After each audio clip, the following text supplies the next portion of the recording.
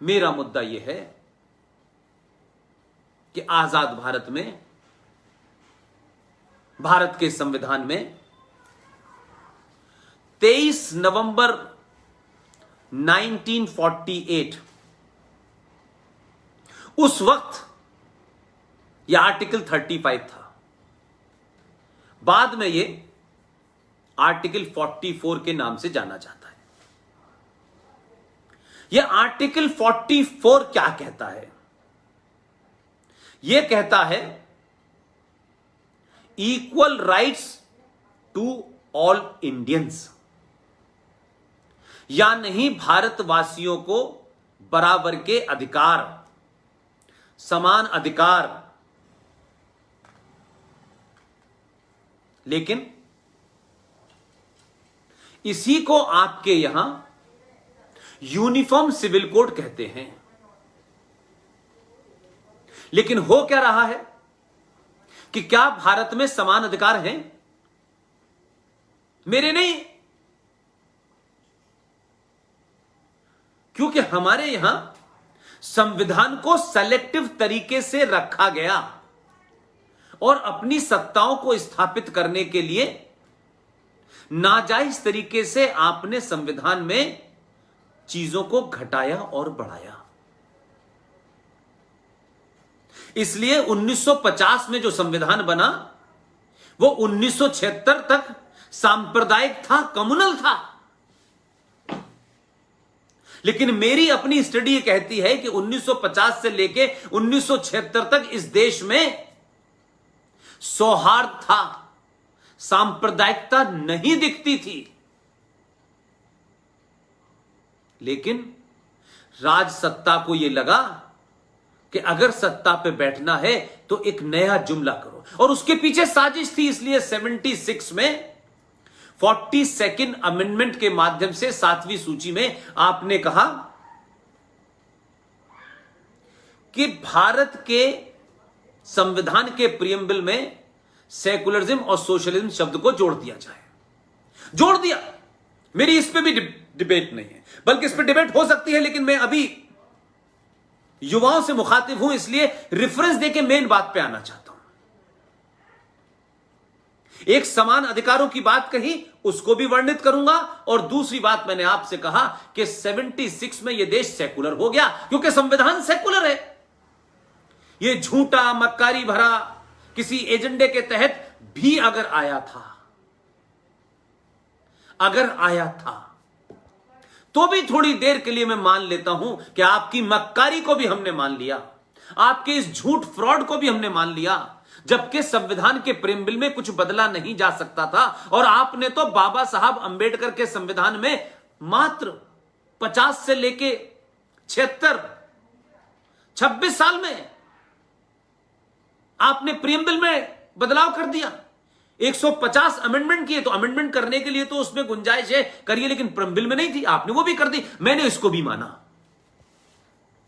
मैं युवाओं से कहना चाहता हूं, केसरिया हिंदू वाहिनी के लोगों से कहना चाहता हूं कि अगर यह देश 76 में सेकुलर हो गया था, तो फिर यह 93 में दोबारा से सेकुलर होने के बावजूद कम्युनल क्यों हुआ? कोई जवाब नहीं है। आरटीआई के माध्यम से हमारे दोस्तों ने पूछा, उन्होंने कहा साहब हमारे पास सरकार के रिकॉर्ड में इसकी कोई परिभाषा नहीं है। इसलिए मैं आपसे कह रहा हूं कि आर्टिकल 44 का उल्लंघन भी है, और भारत के संविधान की जो रूह है, जो उसकी आत्मा है, जो उसकी स्पिरिट है, उसके भी खिलाफ है। और जिस तरीके से किया वो तरीका भी गलत है। क्या किया यह बताता हूं। 93 में आपको मुसलमानों को खुश करना था, क्योंकि आपने उनका नाजायज इस्तेमाल 1984 में किया, और आपने इस देश को मजहब के नाम पे बांटा, और मजहब के नाम पे एक देश बना, लोग चले गए। लेकिन बहुत सारे लोग तो इस देश की संसद में होने के बाद गए, और जब यह मजहब के नाम पे बटा था तो भाई फिर मुसलमान भारत की धरती पे क्यों रहा? यह मैं नहीं कह रहा, ये मेरा विचार नहीं है। ये मैं इसलिए बार बार कहता हूं कि आज के लोग अगर बात करेंगे तो तथ्यों पे बात करिए। ये देश अंग्रेजों ने बांटा था, ये कहकर के अपनी मक्कारी और मुनाफकत और हिपोक्रेसी मत साबित कीजिए, अपने फरेब को मत झुटलाइए। ये देश शुद्ध रूप से हिंदू मुसलमान के नाम पे, मजहब के नाम पे बटा। 21 लाख लोग मारे गए 1946, वो इसी बुनियाद पे लड़ा गया कि पाकिस्तान चाहिए, पाकिस्तान बन गया। ये बात भारत का सबसे ईमानदार, सच बोलने वाला, निडर, सत्ता की लालसा और लालच से परे, ये बात मैंने नहीं कहा।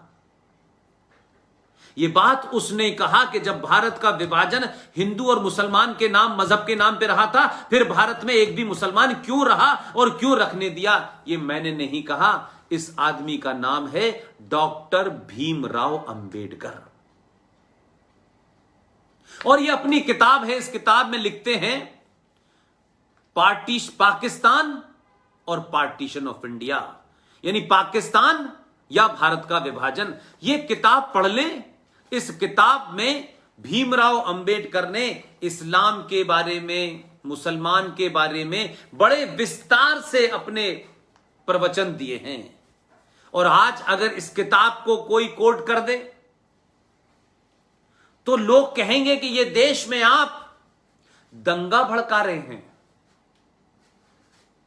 और जब उनसे कहो कि भाई मुसलमानों के बारे में, इस्लाम के बारे में मैं नहीं ये कह रहा है, तो उनमें इतनी हिम्मत नहीं है।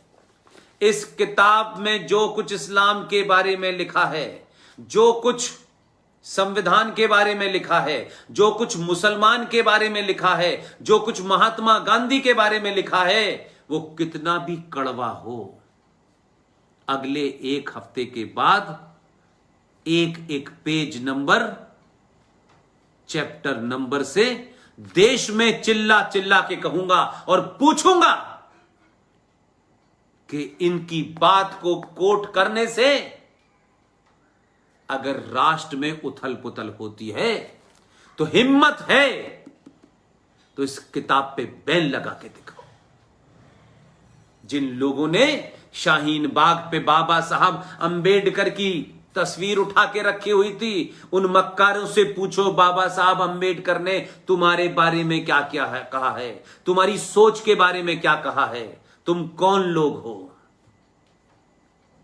लिहाजा ये जो आर्टिकल 44 हमें समानता की बात कहता है, यह समानता 1993 के अंदर जब बाबर की बनाई हुई एक नाजायज मस्जिद, जो उस वक्त के हिंदुओं का, इस भारत में जो सनातनी थे, उनके मॉरल को चोट पहुंचाने के लिए, उनके आत्मसम्मान को चोट पहुंचाने के लिए आपने बड़े बड़े मंदिरों को तोड़ करके, गुम्मद बना करके ऊपर आपने मस्जिद बनाई। और एक नहीं 30,000 अनजानी मस्जिदें को ऊपर मंदिरों के ऊपर मस्जिद बनाई। लेकिन आपने काशी में भी यही किया, मथुरा में यही किया। इसलिए मेरा सवाल यह है कि बाबर की बनाई मस्जिद को कैप्टन सिकंदर रिजवी जैसे लोग, जो इस पूरे मंदिर के आंदोलन से एक लंबे समय तक जुड़े रहे हैं, कई बार कार सेवा करने गए हैं, उनका थॉट क्लियर है। लोग सिकंदर रिजवी को मुसलमान समझते हैं। सिकंदर रिजवी मुसलमान नहीं है। सिकंदर रिजवी सच्चा शिया है। सिकंदर रिजवी प्रॉफिट मोहम्मद की बेटी के दामाद को मानता है। उनके दामाद और उनकी बेटी के हत्यारों के खिलाफ है। इसलिए सिकंदर रिजवी रामपुर वाला मुसलमान नहीं है, हैदराबाद वाला मुसलमान नहीं है। उनके घरों में शियाओं के रस्म रिवाज उनकी रवायतें, उनकी वैल्यूज सनातनियों जैसी हैं। और एक नहीं 50 गिना सकता हूं, लेकिन विषय इस वक्त यह नहीं है। तो 92 में 1992 में इस देश के सामूहिक गुस्से ने बाबर की मस्जिद को जब तोड़ दिया, तो कांग्रेस पार्टी ने 93 के अंदर एक नोटिफिकेशन जारी कर दिया, और वो नोटिफिकेशन ये कहता है कि इस देश में मुसलमान, ईसाई, पारसी, बौद्ध और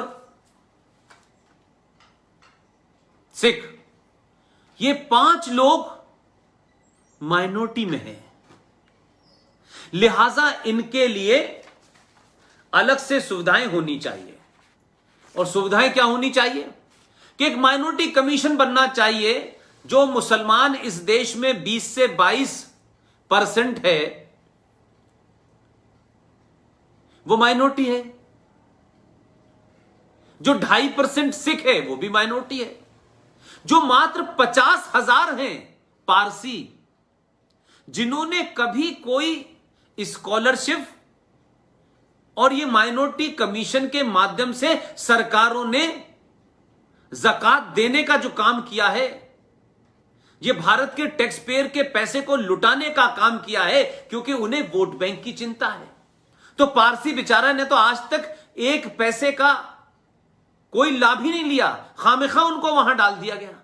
ये बताने के लिए कि देखिए, अगर क्योंकि बांटना था ना, 1984 के बाद सिखों से बदला लेना था, तो आपने सिखों को एक अलग मजहब घोषित कर दिया। पारसी खामेखा आ गए। और ईसाइयों को भी इस देश में बहुत ज्यादा कुछ नहीं चाहिए था, क्योंकि ईसाइयों के तो माता पिता यहां से आए थे, लूटा था उन्होंने कई 100 सालों तक, और उसके बाद उन्हें छोड़ गए थे, तो ठीक ठाक दौलत है। इस देश में दूसरे नंबर की जमीन उनके पास है। लेकिन मेरा विषय दूसरा है कि आपने माइनॉरिटी कमीशन बनाया, तो 76 में जो भारत सेकुलर था और आर्टिकल 44 के तहत सबके राइट बराबर थे, तो आपने समाज को बांटा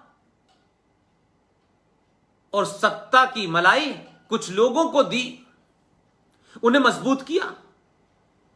तो आपने 22% मुसलमानों को भी माइनॉरिटी माना और 50,000 पारसियों को भी माना और 2.5% सिखों को भी माना। मेरा कहना है माइनॉरिटी कमीशन एक फ्रॉड है, इलीगल है, अनकॉन्स्टिट्यूशनल है। इसे तत्काल तौर पे समाप्त किया जाना चाहिए, क्योंकि यह भारत के बहुसंख्यक समाज में भेद पैदा करता है। ऐसा लगता है कि सिर्फ इस देश में मुसलमान सबसे ज्यादा कमजोर है, लेकिन स्थिति बिल्कुल विपरीत है। कुछ लोगों को रोने की और विलाप करने की आदत है। मुल्क ले लिया तब भी विलाप, इस देश में रहे तब भी विलाप, 3-3 राष्ट्रपति बने तब भी विलाप, गृह मंत्री बना तो उसने क्या अपना किरदार दिखाया तब भी विलाप, राज्यों के मुख्यमंत्री बने तब भी विलाप। और भारत की धरती पे एकमात्र सूबा जहां मुसलमान मेजॉरिटी में थे, वहां आपने मुसलमान होने का जो सबूत दिया, वो पूरे इस्लाम के मानने वाले लोगों पे, भारत पे कालिक पोत दी। 5.5 लाख कश्मीरी हिंदू पंडितों को उनकी उपासना के कारण, उनकी पूजा पद्धति के कारण, मस्जिदों का सहारा लेकर के आपने उन्हें मारा भगा दिया, 2,500 लोगों की हत्याएं कर दी। वो लोग भारत में कहते हैं हम माइनॉरिटी में हैं, हमें विशेष रियायतें मिलनी चाहिए। करोड़ों का बजट है, मैंने सुना है कि अभी हाल में फिर 300 करोड़ रुपया और बढ़ा दिया गया है। लेकिन प्रश्न मेरा दूसरा है, आपने नेशनल कमीशन फॉर माइनॉरिटीज बनाया, समझ में आता है, लेकिन फिर राज्यों में बना दिया आपने। तो शायद हमें यह लगा कि राज्यों में बनाया है तो राज्य के स्तर पर तय होगा कि कौन कौन माइनॉरिटी है। लेकिन क्या हो रहा है, क्लासिक चीज है, सुनने देखने में बड़ी अच्छी लगती है, लेकिन कभी कभी हमें ऐसी चीजों को इसलिए भी प्यार से समझना चाहिए कि इन सरकारों ने इस देश के राज्य को चलाया, लेकिन राज्य को चलाते चलाते राष्ट्र को छिन्न भिन्न कर दिया, इस समाज के ताने बाने को तोड़ दिया, इस समाज में इंसान इंसान के खिलाफ लड़ा दिया। तो आपने क्या किया कि राज्यों के अंदर भी जितने राज्य हैं उसमें भी माइनॉरिटी कमीशन है। हमने सोचा कि राज्य के स्तर पर कुछ और परपुटेशन कॉम्बिनेशन होंगे, तो पता यह चला कि लक्षद्वीप जहां 2% हिंदू हैं, 98% मुसलमान हैं, लेकिन राज्य का जो अल्पसंख्यक आयोग है जो राज्य में बना हुआ है वो कहता है कि ये 2% हिंदू मेजॉरिटी में है और 98% मुसलमान माइनॉरिटी में है। मेघालय में 11% हिंदू है, 88% ईसाई है, लेकिन 11% हिंदू जो है वो मेजॉरिटी में है। मणिपुर में 31% हिंदू है, 68% ईसाई है, लेकिन 31% हिंदू मेजॉरिटी में है। अरुणाचल में 29% हिंदू है, 71% ईसाई है, लेकिन 29% हिंदू मेजॉरिटी में है। नागालैंड में 8.75% हिंदू है, वो मेजॉरिटी में है, और 91.1% क्रिश्चियन माइनॉरिटी में है। मिजोरम में 2% हिंदू है, वहां 97% क्रिश्चियंस हैं, वो माइनॉरिटी में है। जम्मू कश्मीर में 28.44% हिंदू, डोगरा, ये तमाम सारे लोग हैं, ये वहां पर। और कमाल है कि इस राज्य में सिख भी जो है उनकी भी गिनती बहुत कम है, ये मेजॉरिटी में है। और 71% मुसलमान, सब कुछ है, ये मुसलमान माइनॉरिटी में है। तो मैं सिर्फ यह पूछना चाहता हूं कि एक जगह से पैसा दिया माइनॉरिटीज के नाम पे, फिर राज्यों के से कहा तुम भी दो या नहीं, भारत के एक्सचेकर को लुटाओ, क्योंकि वोट बैंक है। 20 से 22 करोड़ लोगों की नाजायज मांगों को मानोगे तो यह देश सेकुलर है, नाजायज मांगों को नहीं मानोगे तो वो सड़कें तोड़ डालेंगे, रेल में आग लगा देंगे, सड़क रोक देंगे, मजहब और के नाम पे डराएंगे, इस्लाम के नाम पे डराएंगे। 2014 से लेके 2020 तक 106 हिंदुओं को अलग अलग जगह मॉब लिंचिंग में मुसलमानों ने मारा, लेकिन उसकी बात करोगे तो आप कम्युनल हैं, और उनकी झूठ मक्कारी की बात करोगे तो आप सेकुलर हैं। लेकिन मैं दूसरी बात पूछता हूं कि 2014 में किसने जैन से कहा कि नहीं, आपने जैनियों को भी कहा कि नहीं अब आप भी चले जाइए। आपने हिंदू समाज को तोड़ा, एक दूसरे के खिलाफ खड़ा किया आपने। जैनियों को आपने 2014 में माइनॉरिटी कमीशन में जोड़ दिया, उन्होंने मांगा भी नहीं था। लेकिन इसमें हो क्या रहा है कि जो मक्कार मुसलमान कश्मीर का है, जहां पिछले 70 सालों में उन्हीं का वजीर आला होता था, कभी उन मुसलमानों ने भी शिया को वजीर आला नहीं बनाया। कभी इस देश में शियाओं को उस तरीके की तरजीह नहीं दी गई। माइनॉरिटी कमीशन में जब आएगा तब ज्यादातर ऐसे ही लोग आएंगे, और विद इन माइनॉरिटी में आप सुन्नी वहाबी, जो आतंकवादी है, जो जिहादी है, जिसकी मानसिकता भारत के खिलाफ है, आप उसको प्रमोट करते हैं, उसको पैसा देते हैं। अगर यह माइनॉरिटी कमीशन बनना भी है तो मेरी इसमें 2 मांगे हैं। या तो इसको निरस्त किया जाए, क्योंकि यह भारत के संविधान की मूल भावना के खिलाफ है, सेकुलरिज्म के खिलाफ है, आर्टिकल 44 के खिलाफ है। और अगर आपने ये मजबूरी और बीमारी पाल ही ली है तो मुसलमानों को माइनॉरिटी कमीशन से बाहर कीजिए, और पूरे देश में शियाओं की गिनती 3.5% है, मात्र 3.5% शिया हैं। उनका कंट्रीब्यूशन फौज में देखिए, उनका कंट्रीब्यूशन एजुकेशन में देखिए। ये शिया भी इस वहाबी सुन्नी के शिकार हैं। मैं एक छोटी सी बात कहता हूं ताकि आपको आपका तर्क मजबूत। अलीगढ़ मुस्लिम विश्वविद्यालय के अंदर हमारे वालिद साहब वहां थे। वहां BS जैदी नाम के एक वाइस चांसलर हुए और वो शिया थे। मैं इस्लाम के उस नाम पर होने वाले इस जिहादी इस्लामिक टेररिस्ट सुन्नी जो है, जो IS को चला रहा है, जो लश्कर तोयबा को चलाता है, जो जैश मोहम्मद को चलाता है, जो पूरे देश में आतंक मचाए हुए है, ये फारूक अब्दुल्ला, ये उमर अब्दुल्ला, ये महबूबा, ये गीलानी, ये जाकिर नाइक, ये सब कौन हैं? इसलिए BS जैदी साहब जब वाइस चांसलर थे तो सुन्नियों को दर्द हुआ, क्योंकि वो तो सर सैयद के थे, लिहाजा उनकी मेजॉरिटी है वहां। तो BS Zaidi vice chancellor lodge में रहते थे। आज उनके वंशज हैं, उनके बेटे बेटी हैं, आज भी हैं।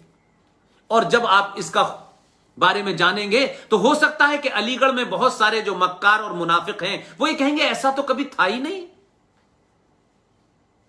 ऐसे तो वाइस चांसलर ही नहीं थे, ये भी लोग कह देंगे। उन BS जैदी साहब वाइस चांसलर बने अलीगढ़ मुस्लिम यूनिवर्सिटी के, तो मुसलमान सुन्नियों ने, वहाबियों ने उनके खिलाफ एक शरारत की और इसके बारे में मुझसे और मेरे खानदान से झूठ नहीं बोल सकते।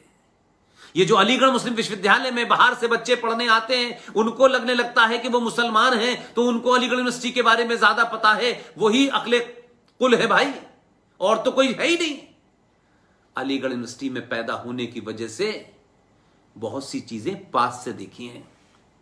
BS जैदी साहब जिस वाइस चांसलर लॉज में रहते थे, सुन्नी मुसलमानों ने उन्हें बदनाम करने के लिए स्टूडेंट्स ने, टीचर्स ने मिलकर के यह शरारत की कि वाइस चांसलर लॉज के पीछे सुबह 4 बजे उनके घर के पीछे 4-6 किताबों में आग लगी पाई गई और दोपहर तक यह खबर पूरे उसमें फैल गई कि ये जो वाइस चांसलर है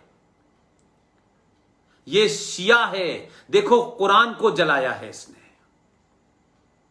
कुरान जला मिला। पूछो भाई, वहां तो कोई काफिर नहीं था, वहां तो 1-2 फैमिली थे, वो भी बेचारे डरे डरे रहते थे और उनको बेचारों को क्या लेना देना था। लेकिन क्योंकि उस वक्त हिंदू एजेंडा नहीं था, BS जैदी एजेंडा था, एक शिया एजेंडा था, तो आपने कुरान जला करके इस्तेमाल किया, उसे डराया धमकाया। यह है शरारत। तो जिस शिया से तुम्हें नफरत है, मेरी शियाओं से भी यह कहना है और मैं बार बार कैप्टन सिकंदर रिजवी से यह कहता हूं कि आप जैसे लोग, लतीफ साहब जैसे एयर फोर्स के लोग, आर्मी में कई बड़े बड़े मेजर जनरल मौजूद हैं, आप लोग इन जिहादी इस्लामी आतंकवादी वहाबियों की वजह से अपनी नस्ल को क्यों खराब कर रहे हैं? जैसे जैन को आपने हिंदू सनातन से निकाल के माइनॉरिटी कमीशन में डाला, मैं भारत सरकार से कहता हूं या तो माइनॉरिटी कमीशन पूरे तौर पे समाप्त करो क्योंकि यह मूल भावना के खिलाफ है, या फिर माइनॉरिटी की डेफिनेशन को रीडिफाइन करो। और जब तक रीडिफाइन नहीं करते तब तक इसमें से मुसलमान को हटाओ और सिर्फ शिया, जिनकी 3.5% पॉपुलेशन है पूरे भारत में और उनका जबरदस्त कंट्रीब्यूशन है, उनको लीजिए। तो आज के युवा को यह एक मुहिम चलानी चाहिए। अब मैं बात करता हूं दूसरी, और दूसरी बात जो है वो ये है कि भारत में कुछ विवादों के लिए कोई कटलाइन तय होनी चाहिए। और विवाद क्या है? जो पाकिस्तान मांग रहे थे, जो पाकिस्तान की लड़ाई लड़ रहे थे, उन्होंने पाकिस्तान की लड़ाई भी लड़ी और भारत के तमाम आदर्श और भारत की तमाम इंस्पायरेशनल चीजों को यहां रहते रहते खत्म करके गए। तो 1927 और 1937 में कुछ जिहादी नाम के मुसलमान जो पाकिस्तान बनाने की लड़ाई लड़ रहे थे, लेकिन वो यहां रहते हुए थे, और कांग्रेस में जो मुसलमान थे जिहादी, आपस की सांठगांठ ऐसी थी कि मुसलमान के नाम पे उस वक्त की जो लीडरशिप थी बौनी कांग्रेस की, उसको डराओ, क्योंकि वो बौनी कांग्रेस के लीडर तो किसी और काम में बिजी थे, उन्हें तो माउंटबेटन से फुर्सत नहीं मिल रही थी, इसलिए उनके लिए यह महत्वपूर्ण नहीं था। इसलिए कोई भी बात कर लो, जल्दी से करो, खत्म करो, हमें क्या फर्क पड़ता है। और वो इतने इन्फिनिटी कॉम्प्लेक्स के शिकार थे कि उनको यह कहना पड़ता था कि I am a English man, culturally I am a Muslim, but by accident I am a Hindu. तो इसमें कोई हमारा कसूर नहीं है, आपके मां बाप का कसूर है कि वो एक्सीडेंट क्यों हुआ, वो आप जाने। लेकिन आपको, एक तो आप हमारे ऊपर अपने आप ही थोप दिए गए। आपने जिना के साथ बैठकर के वंदे मातरम में, और वो जो मक्कार मौलाना आजाद था, आपने वंदे मातरम को लेके तय कर दिया कि साहब मुसलमानों की भावनाएं आहत हो जाती हैं। अरे आहत हो जाती है तो मत गाओ ना भाई। कल भारत के संविधान से आपकी आत्मा आहत हो जाएगी। कल भारत के पार्लियामेंट के अंदर जगह जगह जो गीता के श्लोक लिखे हुए हैं, उससे आपकी आत्मा आहत हो जाएगी। तो आहत होने के लिए ही तो देश दिया था आपको। आहत होने के लिए तो आपसे कहा कि आप चले जाइए ना। आपकी आत्मा कराची में, लाहौर में, इस्लामाबाद में आहत नहीं होगी तो आप जाइए। आप यहां क्यों बैठे रहे? वहां भी चले गए और यहां भी आहत हो रही है आपकी। अरे इसी आहत की वजह से तो आपको जाना था, फिर यहां हमारे सर पे क्यों बैठ गए आप? मुल्क भी बना लिया और यहां बैठे भी है। तो वंदे मातरम को लेकर के कोई समझौता हुआ, वो दो लोगों के बीच में हुआ, हमसे क्या लेना देना है। बीसीओ पार्टी थी, आजादी की लड़ाई चल रही थी, सब लोग अपने आपस में बात कर रहे थे।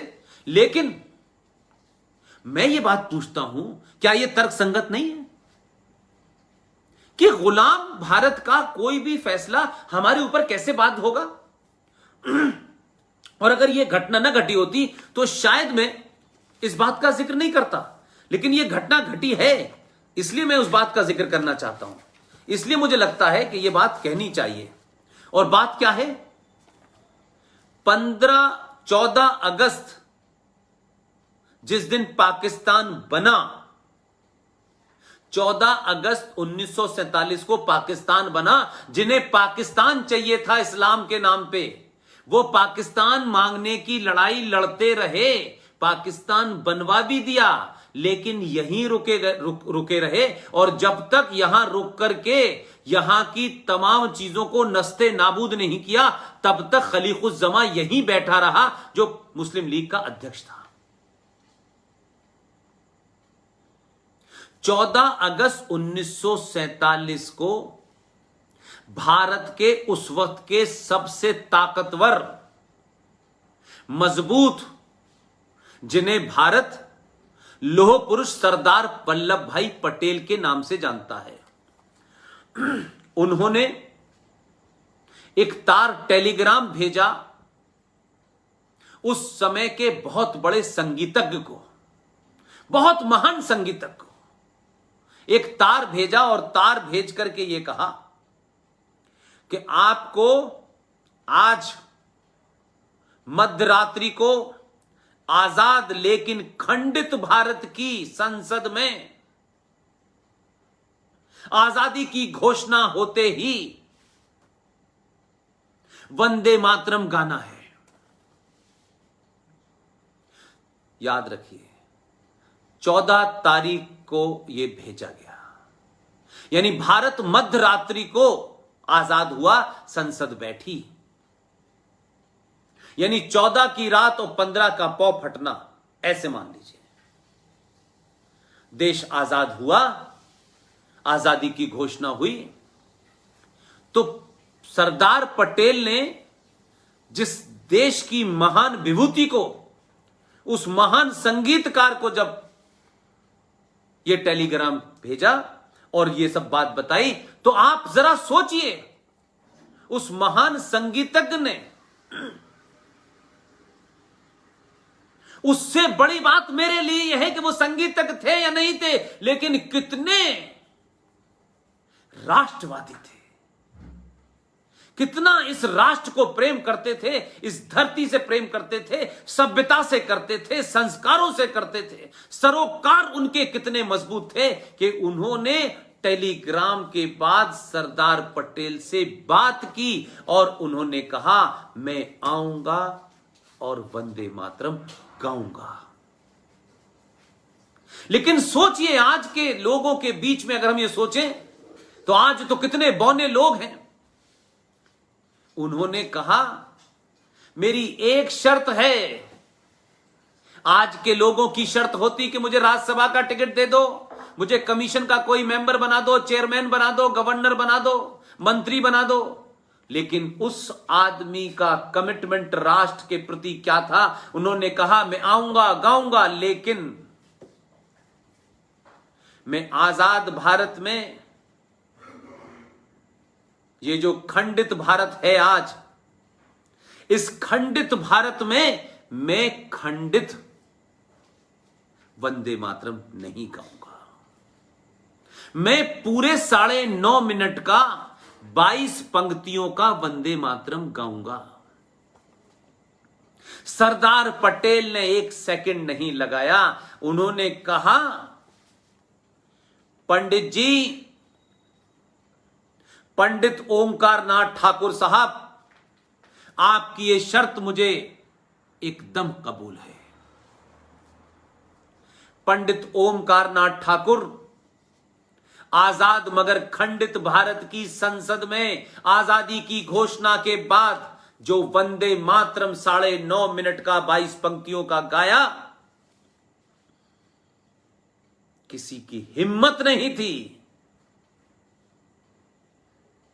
उस समय संसद में एक मक्कार भी बैठा हुआ था, उसका नाम था खलीकुज़्ज़मा, जिसने एक किताब लिखी है पाथवे टू पाकिस्तान। वो बाद में पाकिस्तान भाग गया।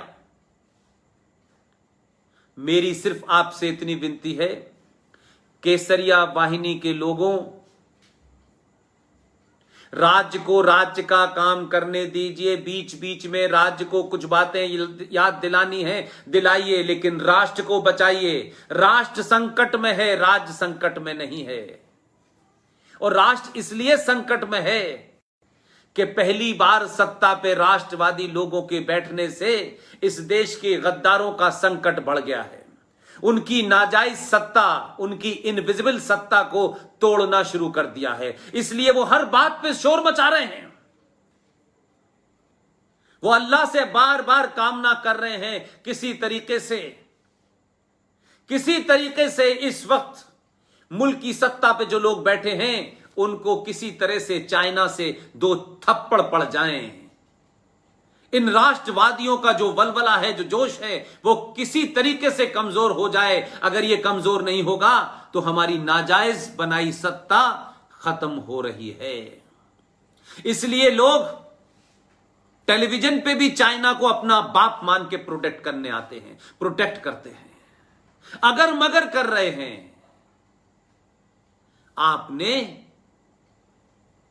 राज की सत्ता पे जिन्हें बिठाना था, इसी समाज ने राष्ट्र के प्रति जो समर्पित था, उस समाज ने अपनी हजारों साल पुरानी उस कमी को, उस त्रुटि को ठीक कर लिया। ये जो गजनी, गौरी, ये सब आए थे और आपको बताया आप तो ठाकुर हैं, आप ब्राह्मण हैं, आप दलित हैं, ये हैं, ये हैं। आपको लगातार तोड़ते स्थिति ये आ गई कि अब इलाके में तोड़ो, अब भाषा में तोड़ो, अब जाट को अलग हटाओ, अब सिख को अलग हटाओ, अब दलित को हटाओ, अब दलितों में महादलित लाओ, अब पिछड़ों में महा पिछड़ा लाओ। सारे एक्सपेरिमेंट इसी में हुए। मुसलमानों में नहीं किए। एक ने नहीं कहा कि सबसे ज्यादा अत्याचार प्रॉफिट मोहम्मद के दामाद, उनकी बेटी और उनके नवासों के साथ जिन जिहादी वहाबियों ने किया है, इनको भी तो अलग से हम देखें। क्यों नहीं हम इनकी हालत बेहतर करें? क्यों नहीं हम इनकी राष्ट्रभक्ति को ज्यादा ताकत दें? लेकिन सत्ता पे वही ताकतें थी, इसलिए 3.5% शिया जिनका भारत की आर्मी में, जिनकी भारत की शिक्षा में एक कंट्रीब्यूशन है, उसको नकार दिया गया। और कमाल देखिए कि गिलगित बल्तिस्तान को लेने की बात हो रही है, गिलगित बल्तिस्तान को आजाद कराने की बात हो रही है, लेकिन गिलगित बल्तिस्तान का अगर भारत में कोई एकमात्र नुमाइंदा है, उस मिट्टी का कोई जानकार है, उस संस्कृति का, उस तहजीब का कोई जानकार है, जिसे गली गली मोहल्ला मोहल्ला पता है, कौन सी क्यारी में कौन सा फूल खिलता है, कौन से दरख्त वहां है, कौन सी पहाड़ी है, जिसे इतनी टोपोग्राफी पता हो, जो एक बार इस आजाद भारत में पाकिस्तान की दारुल हुकूमत इस्लामाबाद से उड़ के बल्तिस्तान गया हो, अपने बाप दादाओं की जमीन को वहां बांटने गया हो, वो भारत में है। और केसरिया हिंदू वाहिनी के लोगों, पूरे 135 करोड़ लोगों में सिर्फ एक ही वाहिद आदमी है जो गिलगित बल्तिस्तान की चलते फिरते नुमाइंदगी करता है। अगर गिलगित बल्तिस्तान की जब भी लड़ाई लड़ी जाएगी, तो मैं जितना उस शख्स को जानता हूं, बार बार देश की सत्ताओं को बताता हूं, आपके पास लोग हैं, बाहर से नहीं लाने हैं। और क्योंकि वो शिया है, उसकी रूट बल्तिस्तान की है, और आपको इतने सुलभ तरीके से मिल गया है, तो कुछ उसकी कीमत नहीं समझ रहे हैं। मैं उसकी कीमत जानता हूं, आप शायद उसकी कीमत उतनी नहीं जानते हो, लेकिन आपने अपने मार्गदर्शन मंडल में इस केसरिया हिंदू वाहिनी के पोस्टर पे जो आपके दो आइडियल हैं, एक तरफ तस्वीर एक सन्यासी की है, एक योगी की तस्वीर है, और एक तरफ आपने कैप्टन सिकंदर रिजवी की तस्वीर है। यह शिया भी है, यह बल्तिस्तानी भी है। अगर भारत की संसद में यह तय बहुत पहले हो गया था, जिसको दोबारा से भारत की संसद में वर्तमान सत्ता के गृह मंत्री ने जब यह दोहराया कि हम गिलगित बल्तिस्तान भी लेंगे, हम अक्साई चीन भी लेंगे, तो मेरी गुजारिश है कि जो 2 सीटें हैं जिन्हें आपने एंग्लो इंडियन, जो अंग्रेज यहां से चले गए थे और उनकी जो यहां जायज और नाजायज वंशज छोड़ के गए थे, जिनकी गिनती भारत के कानून मंत्री ने संसद में बताया कि वो मात्र 262 हैं गिनती के, लेकिन बल्तिस्तानी इस देश में हजारों की तादाद में है। मैं बार बार सरकार से कहता हूं कि सरकार अपने तंत्र को जैसे चलाना चाहती है चलाए, लेकिन मैं इस भारत राष्ट्र का एक नागरिक होने के नाते अपनी जिम्मेदारी समझता हूं कि हो सकता है कि सरकारों की निगाह वहां तक न पहुंच पाती हो। मैं अपनी बात कह के कुछ चीजों को सार्वजनिक करता हूं, यह सरकार का काम है कि वो उसको ढूंढे, कैसे उसका सदुपयोग हो। अगर आपको गिलगित बल्तिस्तान लेना ही है, लेने से पहले जो साइकोलॉजिकल युद्ध है उसकी शुरुआत इसी से हो सकती है कि जो भारत की लोकसभा में 2 सीटें राष्ट्रपति नॉमिनेट करता है, एंग्लो इंडियन की जिनकी गिनती 262 है, हजारों की तादाद में बल्तिस्तानी भी हैं, गिलगित के लोग भी हैं, अगर कोई उस कौम के अंदर से एक शख्स है, साफ सुथरा है, ईमानदार है, प्रोफेशनल है, वो किसी दुकानदारी नहीं चलाता, कोई मजहब की दुकान उसने नहीं खोली है, वो किसी मस्जिद का मौलवी नहीं है, इमाम नहीं है, उसका नाम है सिकंदर रिजवी। सरकार को चाहिए कि उन 2 लोकसभा सीटों में से समाप्त करे ये एंग्लो इंडियन का कहानी। ये एंग्लो इंडियन किसका रिप्रेजेंटेटिव है? ये उस इंग्लैंड की पार्लियामेंट का। सरकार ने ये बात आज से कोई 7-8 महीने पहले मैंने नासिक में कही थी, और उस वक्त मैंने कहा था कि सरकार को ये एंग्लो इंडियन के नाम पे चलने वाला फ्रॉड समाप्त करना चाहिए, और ये जो 2 सीटें हैं इन्हें समाप्त कर देनी चाहिए। लेकिन मेरी राय थी, सरकार माने या न माने, लेकिन एक राष्ट्र के सिटीजन के नाम पे, नागरिक के नाम पे सरकार के सामने मुझे अपनी बात रखनी चाहिए। मेरी बात सरकार रिजेक्ट कर दे, मुझे कोई दुख नहीं है, लेकिन मुझे दुख जब होगा कि जब मैं ये बात नहीं कहूंगा। उन 2 सीटों का बंटवारा करे कि जो पाकिस्तान ऑक्युपाइड कश्मीर है उसके नुमाइंदे जो भारत में कश्मीर में पिछले 70 साल से जो जिहादी सरकार थी, जिन्होंने वहां का नागरिक उन्हें नहीं बनने दिया था, जो मीरपुर से आए थे, जो मुजफ्फराबाद से आए थे, वो 7 लाख कश्मीरी जम्मू में रह रहे हैं, टेंटों में रह रहे थे। उनके एक आदमी को आप लोकसभा में नॉमिनेट कीजिए, कहिए कि इन लोगों की जमीन पर पाकिस्तानी फौज ने नाजायज कब्जा कर लिया है, भारत इसको आजाद कराएगा, लेकिन वहां की नुमाइंदगी जारी रहनी चाहिए। इसलिए जो 2 सीटें थी जिसने आपने एंग्लो इंडियन के कोटे से समाप्त कर दिया है, अब वहां एक पीओके की सीट होनी चाहिए, एक गिलगित बल्तिस्तानी को सीट जानी चाहिए, और लोकसभा की उस नॉमिनेटेड सीट के ऊपर क्या सिकंदर रिजवी से ज्यादा कोई फिट आदमी हो सकता है, योग्य आदमी हो सकता है? लड़ाई यहां से शुरू करिए कि भारत की पार्लियामेंट के अंदर अगर पीओके का एक नुमाइंदा नॉमिनेट हुआ है, एक गिलगित बल्तिस्तान का नुमाइंदा हुआ है, तो आपने अंतरराष्ट्रीय स्तर पर अपना यह क्लेम और मजबूत कर दिया कि सच में वो हमारा हिस्सा है, हम लेंगे। हो सकता है दुश्मन ने हमसे वो छीन लिया हो, धोखे से छीन लिया हो, वो कब आएगा ठीक है। इस देश में तो तिब्बत की सरकार एग्जाइल में चल रही है, उनका प्रधानमंत्री राष्ट्रपति है।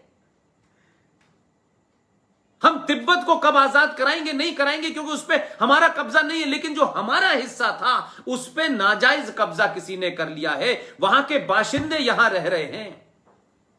उनमें पाकिस्तान ऑक्युपाइड कश्मीर और गिलगित बल्तिस्तान, ये 2 सीटें जो समाप्त हुई हैं आपकी एंग्लो इंडियन के फ्रॉड से, वहां नॉमिनेट कीजिए। और ये जो कश्मीर में 7 लाख कश्मीरी हिंदू जो भाग के पाकिस्तान से यहां आया था, आप कश्मीर के अंदर जब चुनाव कराने जाएं तो आपके कश्मीर की विधानसभा के बारे में सबको पता होगा कि कुल मिलाकर के 121 सीटें हैं, और 111 सीटें हैं, और 111 सीटों में से चुनाव होते हैं 87 सीटों पर, क्योंकि बाकी सीटें उस कश्मीर की हैं जिस कश्मीर पे पाकिस्तान ने कब्जा कर रखा है। उसे आप आज छुड़ाएंगे, कल छुड़ाएंगे, मुझे पूरी उम्मीद है कि 2023 से पहले आप छुड़ा लेंगे। लेकिन कश्मीर की विधानसभा में 370 और 35 पे हटने के बाद जो 5500 परिवार 1950 से 52 तक कश्मीर से आए थे वो सब हिंदू थे, डोगरा थे, सिख थे। आज उन्हीं लोगों को, उसी कम्युनिटी में से जो बची हुई 24 सीटें हैं वो आज जम्मू कश्मीर में जोड़ दी जाएं और ये लोग उस जम्मू कश्मीर जो पाकिस्तान के पास इलाका है उसकी नुमाइंदगी करेंगे, क्योंकि अब ये वहां के नागरिक हो चुके हैं, अब भारत के नागरिक हो चुके हैं, अब दोहरी नागरिकता समाप्त हो गई है, अब 2 झंडे खत्म हो गए हैं, 2 विधान खत्म हो गए हैं, 2 निशान खत्म हो गए हैं। तो अब जम्मू कश्मीर की विधानसभा में 24 सीटों जो बची हुई हैं, जिन्हें आपने रिजर्व करके रखा है, उस पे कश्मीर से आए हुए उन विस्थापित कश्मीरियों के बीच में बांट दिया जाए। तो बात घुमा करके मैं फिर वहीं ले जाना चाहता हूं कि जब ये देश आजाद हुआ, संविधान 1950 में बना, तो संविधान 1950 में बना, आजाद भारत की खंडित पार्लियामेंट में अखंड वंदे मातरम गाया गया। तो आजाद भारत के बाद जो हुआ, हम उसे मानेंगे कि 2 जिहादियों के बीच में, देश के गद्दार जो थे, वो जिन्ना भी था, वो मौलाना आजाद भी था, और किसी पार्टी का आप कोई समझौता कर लें, ये समझौता तो कुछ ऐसे ही हो रहा है कि भारत की सरकार का आज जो भी चाइना के साथ विवाद है, लेकिन एक पार्टी ये कह रही है कि हमारा समझौता वहां की रूलिंग पार्टी के साथ है कि हम दोनों आपस में एक दूसरे को हाई लेवल इंफॉर्मेशन देंगे। भाई ये 2 पार्टियों के बीच में रिश्ता है कि 2 राष्ट्रों के बीच में रिश्ता है? 1937 में जिन्हा के दबाव में मक्कार मौलाना आजाद ने हिंदू लीडरशिप को, पंडित जी को, इन सबको डराया, वो मान गए। तो भाई पंडित जी जाने, वो पंडित जी की पार्टी, उनकी पार्टी हो सकती है, लेकिन राष्ट्र और सरकार नहीं है। सरकार किसी पार्टी की नहीं बनती, सरकार होने के बाद संविधान की बनती है। तो हम उस मुआहदे को क्यों माने 1927 वाले को, जिसमें कहा गया कि सिर्फ 2 स्टैंड लगाए जाएंगे? हम तो आजाद मगर खंडित भारत के अंदर जो अखंड बचा है, जो वंदे मातरम पूरा गाया गया है, उसी को भारत मानेगा। इसलिए इस विवाद को समाप्त करने से इससे ज्यादा साफ कोई आइडिया और एजेंडा नहीं मिल सकता। हम वहां की बात के, अरे अंग्रेजों ने तो बहुत सारे कानून बनाए थे, आपने बदल दिए कि नहीं बदल दिए? अंग्रेजों के बनाए कानून बदले जा रहे हैं कि नहीं बदले जा रहे हैं? तो फिर अंग्रेजों का दौर में, उस लड़ाई के समय में, उस बात को हमारे ऊपर क्यों लागू किया गया है, जबकि हमारे देश की आजाद पार्लियामेंट में आजादाना तरीके से पंडित ओमकार नाथ ठाकुर ने 22 पंक्तियों का पूरा वंदे मातरम 9.5 मिनट में गाया। हम उसी को मानेंगे और किसी को नहीं मानेंगे। जिसको अच्छा लगे अच्छी बात, जिसको बुरा लगे वो अपने घर जाए। हम इंटरेस्टेड नहीं हैं। ये देश संविधान से भी अगर जैसा भी है उस पर शिकायत हो सकती है, अब हम संविधान को भी नहीं मानेंगे,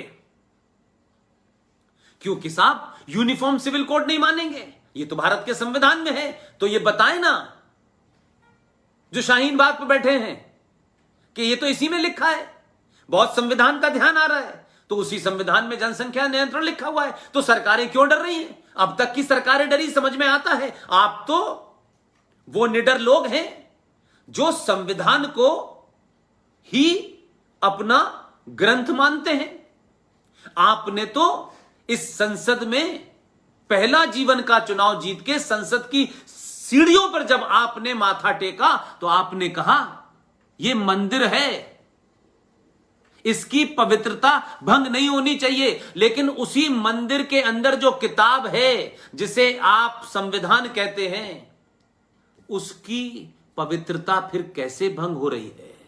अगर कुछ लोगों ने किया, कुछ ऐसे लोग आए थे न जिनका कोई मजहब था, न जिनका कोई धर्म था, जो लुटेरे थे, जिन्होंने भारत को बांट बांट कर राज्य किया। आप इस मुद्दे पे नहीं आए हैं, ना आपने वादा किया है। आपने वादा किया है कि भारत, वो भारत, हजारों साल पुराना भारत। और जब आप शब्द बोलते हैं तो आप 11,000 फीट की ऊंचाई पे पहुंच के भी आपको भगवान कृष्ण का सुदर्शन चक्र याद है। आपने भारत की सनातन संस्कृति का उल्लेख करते हुए दुनिया की सबसे बड़ी विस्तारवादी ताकत को ललकारा। इसलिए मैं बार बार कहता हूं, अपने हर उद्बोधन में कहता हूं, दुनिया भारत को 1947 से नहीं जानती। दुनिया भारत को हजारों साल पुराने उस ज्ञान से जानती है, उस पुरुषार्थ से जानती है, उन ऋषि मुनियों से जानती है कि जब साइंस नहीं थी तब ऋषि मुनियों को पता चल गया था कि पर्यावरण में भी सिर्फ एक ही मात्र पेड़ है जो 24 घंटे ऑक्सीजन देता है। इसको बचाना है तो उन्होंने उसके साथ आस्था जोड़ दी कि पीपल की पूजा करनी चाहिए। पीपल की पूजा करना मात्र उसको प्रोटेक्ट करना था। लोगों को समझाना मुश्किल था कि यह साइंस है। साइंस का शब्द इस्तेमाल नहीं किया तो उन्होंने कहा, उन्होंने तुलसी को भी माना क्योंकि तुलसी भी एक साइंटिफिक पौधा है। आज हमें पता चल रहा है, हमारे ऋषि मुनियों को हजारों साल पहले पता चल गया था। तो आप तो आज उसी परंपरा से आए हैं। इसलिए 11,000 फीट की ऊंचाई पर खड़े होकर के जब आप सुदर्शन चक्र की बात करते हैं तो 3 दिन के बाद सुदर्शन चक्र का जिक्र करने से टेबल पे आके बैठ जाता है, बात करने लगता है। लेकिन ये वो दुश्मन है कि मौके की नजाकत समझ करके उसने पैर पीछे खींचे हैं। ये वो सभ्यता के लोग हैं जो 1000 साल की प्लानिंग करते हैं।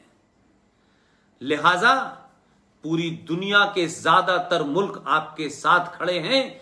ये मुद्दा हमेशा के लिए समाप्त करिए, तब तक बातचीत जारी रखिए। और जो कुछ आप कर रहे हैं, जिस तैयारी में आप लगे हैं, पूरी दुनिया आपके साथ खड़े होने पे मजबूर हो गई है।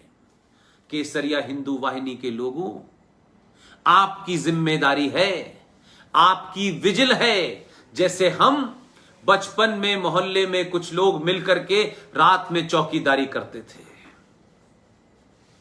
आपकी जिम्मेदारी है कि आप राष्ट्र की चौकीदारी करें। इस राष्ट्र में जो आतंक फैलाना चाहते हैं, जो मजहब के नाम पे कत्लो गारत करना चाहते हैं,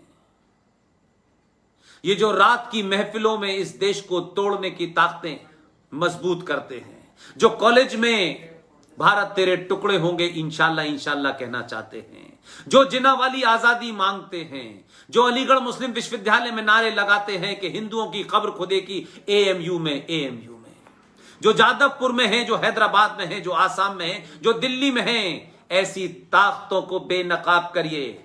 शारीरिक तौर पे ताकतवर बनिए और मानसिक रूप से प्रतिकार करने की क्षमता दिखाइए। दुनिया में हजारों लोग आए हैं, हजारों चले जाएंगे। जाने के बाद उन्हीं को याद रखा जाता है जो कुछ करके जाते हैं। अपना नाम बड़ी गाड़ी खरीदने, बहुत बड़ा व्यापार करने में करोड़ों लोग हैं। किसी बिजनेसमैन का नाम आपको नहीं याद है, किसी बहुत बड़े चीफ जस्टिस का नाम आपको नहीं याद रहेगा। लोग इसको याद रखते हैं कि 1000 साल के बाद एक पराक्रमी राजा आया था, उसके लिए राष्ट्र महत्वपूर्ण था। उसने राज सत्ता का इस्तेमाल राष्ट्र को मजबूत करने में लगाया, क्योंकि इस देश में 70 सालों से राज सत्ता का इस्तेमाल राष्ट्र को कमजोर करने में लगाया जा रहा था, उसे तोड़ने में लगाया जा रहा था। पूरी ईमानदारी के साथ इन कामों को करिए। सिकंदर रिजवी, मैं आपको फिर एक बार इस बात की मुबारकबाद देता हूं कि जिस तरीके के कमेंट आ रहे हैं, मैं शायद उतना पढ़ नहीं पाता हूं क्योंकि बोलते में उतना ध्यान मेरा वहां नहीं जाता है। केसरिया वाहिनी के देश भर में इतने सारे संगठन हैं, इतनी बड़ी गिनती में हैं। इन सब को जन जन तक बात को पहुंचाइए। और कोई आपसे यह सवाल करे कि भाई ये सब बातें आप कर तो रहे हैं, लेकिन ये कहां लिखा है, तो मैंने कोई काम ऐसा नहीं चीज बताई है जो आपके पास लिखित में ना हो। इसलिए एक नहीं कई किताबें हैं। आप कश्मीर के सिलसिले में किताब पढ़िए, Kashmir 1947, the revival version of history, Prem Shankar Jha की किताब है। किताब बहुत अच्छी है, आप पढ़ेंगे तो आपको अच्छा लगेगा। इसी तरीके से एक छोटी सी किताब है फ्यूचर पॉलिटिक्स ऑफ इंडिया, ये एनी बेसेंट ने लिखी है। एनी बेसेंट 1920 में इंडियन नेशनल कांग्रेस की शायद अध्यक्ष रही हैं, जहां तक मेरा ख्याल है। और उसके बाद में उन्होंने जो किताब लिखी 1922 में, उस किताब का नाम है फ्यूचर पॉलिटिक्स ऑफ इंडिया। और वो अपनी किताब में ये बात कहती हैं कि जिस वक्त होम रूल की बात चल रही थी, उस वक्त अंग्रेज छोटी ताकतों से, दलितों से, पिछड़ों से, गरीबों से ये कहते थे कि आप होम रूल की डिमांड मत कीजिए, अगर होम रूल आ जाएगा तो ये ब्राह्मण आपके ऊपर राज करेगा। एनी बेसेंट में ये सच बात कहने की हिम्मत थी, उन्होंने ये सच बात कही है। आप उन किताबों को पढ़ें और पूरी ताकत से पढ़ें। और ये किताबें ऐसे लोगों ने लिखी हैं जिनको कोई चैलेंज नहीं कर सकता है। इसमें बहुत सारे लोग लोहिया का नाम बहुत लेते हैं, लोहिया के नाम पे सरकारों पे काबिज हो जाते हैं। ये बात अलग है कि वो भी चंबल से आए हैं, लेकिन फिर भी लोहिया का नाम लेकर के कैसे राज सत्ता पे बैठते हैं। कैसे उन्होंने इस देश में एक आदमी जो भारत माता को डायन कहता है, जो शियाओं के कत्ल को वाजिब समझता है, सिर्फ एक एमएलए जो रामपुर का था, जिसका पूरा परिवार इस समय जेल में सड़ रहा है, जिसने गरीबों की नाजायज तरीके से गुंडागर्दी से जमीनें ले करके एक प्राइवेट लिमिटेड टाइप की यूनिवर्सिटी बनाई और उसने अपने आप को सरसैयद बनने की कोशिश की। लेकिन उसकी पिटाई रामपुर में 1966 में इतनी की गई थी क्योंकि उसने देश की सेनाएं जब सीमा पे जा रही थीं तो सड़कें खोदी थीं। उन ट्रक्स में जिसमें साजो सामान जा रहा था, उस गद्दार ने तब उनके ऊपर पत्थर फेंके थे। उस वक्त के डिस्ट्रिक्ट मजिस्ट्रेट, क्योंकि उस वक्त आई भी नहीं थी, उस वक्त के डिस्ट्रिक्ट मजिस्ट्रेट मिस्टर सहाय ने उसको बुरी तरह पीटा था और दिल्ली से ऑर्डर हुआ था उसको गोली मारने का। सहाय ने कहा तू जवान लड़का है, शहर छोड़ दे। रातों रात भाग करके वो अलीगढ़ यूनिवर्सिटी में आया और फिर उसने अलीगढ़ यूनिवर्सिटी में जहर फैलाया और फिर मुलायम सिंह के साथ राजनीति की और समय समय पे ये कहा कि कारगिल का युद्ध तो सिर्फ मुसलमानों ने लड़ा था। उस खबीस ने, उस हरामुद्दहर ने, उस मरदूद ने फौज के अंदर भी बांटने की कोशिश की। लेकिन उसी ने कहा कि भारत माता डायन है। वो चंबल से आने वाले लोगों ने जो सत्ता में बैठे थे, ऐसे लोगों को प्रमोट किया। इसलिए राम मनोहर लोहिया का नाम लेने वालों से पूछिएगा कि किताब का नाम है guilty man of India's partition. यह राम मनोहर लोहिया ने लिखी है। धज्जियां उड़ा दी हैं उस मक्कार जिसका नाम इस देश में कोई लेता नहीं है और उसको बड़े महान अंदाज में बताया जाता है, ओ हो कि उस मक्कार का नाम कोई ले ले। भारत का पहला शिक्षा मंत्री जिसका नाम था सैयद गुलाम मोइनुद्दीन अहमद बिन खैरुद्दीन अल हुसैनी। आप सोचिए जरा कैसे कैसे मक्कार इस देश में है। उसी इदारे से आया था जिससे मैं आया हूं। इसलिए लोहिया के नाम लेने वालों को कहिए कि ये किताब भी पढ़ें और ये किताब पढ़ेंगे तब उनको पता चलेगा। इसलिए उनसे कहिए कि और किताब पढ़ने के लिए उनको पढ़ें। पार्टीशन बाय बैरी वाइट, मैंने एक किताब अंबेडकर की आपको बताई दी है। उस किताब का नाम है पाकिस्तान और पार्टीशन ऑफ इंडिया। एक किताब और पढ़ें, इंडिया विंस फ्रीडम, लेटेस्ट किताब है। उसमें मक्कार मौलाना आजाद की पोल खुल गई है, उसने खुद खोली है। सच्चाई लिखने की हिम्मत नहीं थी जीते जी, मरने के बाद वो 30 पन्ने जोड़ दिए गए हैं। ये ओरिएंटल पब्लिकेशन की किताब है। 1988 में इसमें केस चला, सुप्रीम कोर्ट ने बचे हुए 30 पन्नों की परमिशन दे दी है। वो किताब मार्केट में कम मिलेगी क्योंकि कांग्रेसियों की पोल खोली है, इसलिए वो किताब मार्केट में नहीं है। एक किताब है at home in India, the restatement of Indian Muslim. ये सलमान खुर्शीद की किताब है। इसका पेज नंबर 144 पढ़ लीजिए, क्योंकि अब समय उतना नहीं बचा है कि मैं किस विस्तार में जाऊं। आप उसे पढ़ेंगे तो आपको अच्छी लगेगी। बोस और Gandhi who got India her freedom, ये हमारे बुजुर्ग साथी, हमारे टीम के हिस्से, हमारी इस मुहिम के हिस्से मेजर जनरल जीडी बख्शी साहब ने लिखी है। इसको जरूर पढ़ें, ये अच्छी किताब है।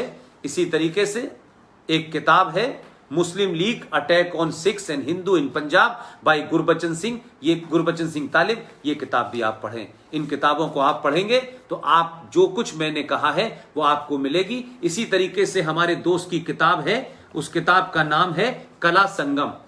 उस किताब को लिखा है अजय देशपांडे ने। नागपुर में रहते हैं, बेहतरीन इंसान हैं, उनको कला का बहुत शौक है। इसका दूसरा कालखंड लिख रहे हैं। इसी के अंदर चैप्टर 3 में पंडित ओंकार नाथ के साथ सरदार पटेल का जो तार भेजने और उसका जवाब है, इस किताब में उसका वर्णन है। ये किताब वैसे तो इधर आपको कम मिलेगी, लेकिन आप ऑर्डर करेंगे तो किताब मिल जाएगी। इसका नाम है कला संगम खंड 1, अजय देशपांडे, हिंदुस्तानी शास्त्रीय संगीत और हिंदी का सुनहरा ताना बाना, कालखंड 1920 से 1960 की लिखी है। इसके बाद के दूसरे कालखंड को वो लिखेंगे। इसी के अंदर वो पूरी वर्णन है कि कैसे 15 अगस्त को रात के वक्त वो जब भारत की आजादी की घोषणा हो रही थी मध्यरात्रि में, तब वो वंदे मातरम पढ़ा गया। मैं समझता हूं कि अमित भाई और मृत्युंजय सिंह साहब, आप दोनों ने मुझे ये मौका दिया जिसकी वजह से मैं अपनी बात कह पाया, और मुझे लगता है कि आपके इस मौके से शायद मैं अपनी बात कहने में कामयाब रहा होगा, और शायद आपके जो लोग भी मुझे सुन रहे हैं उन्होंने मुझे मेरी बातों को समझा होगा। सिकंदर रिजवी साहब, आप जहां भी हों, आपको बहुत बहुत शुक्रिया। आपने मुझे इतने अच्छे, इतने बेहतरीन लोगों से मिलवाया, उन युवाओं से मिलवाया, क्योंकि मैं अपनी बात युवाओं से कहना चाहता हूं, क्योंकि यही कल के भारत हैं, इन्हीं को तय करना है। इनको इस उम्र में अगर हमने सच्चाई नहीं बताई तो ये सच्चाई बता के हम एहसान नहीं कर रहे, बल्कि इस धरती से जाने से पहले अपने ज़मीर को सिर्फ इतना ही साफ करके जा रहे हैं कि हमें किसी ने नहीं बताया तो हम शिकायत करते करते जिंदगी नहीं निकालना चाहते थे। हम एक आम नागरिक, एक ईमानदार नागरिक के तौर पे सच बताने के लिए आपके सामने आए थे। अब आप नए संसाधनों से जुड़े हैं, डिजिटल मीडिया से जुड़े हैं, आपके पास ताकत भी है, आपके पास समय भी है, आपके पास रेफरेंस भी है, और कोई आपको दिग्भ्रमित नहीं कर सकता। यही हमारी मॉरल ड्यूटी है।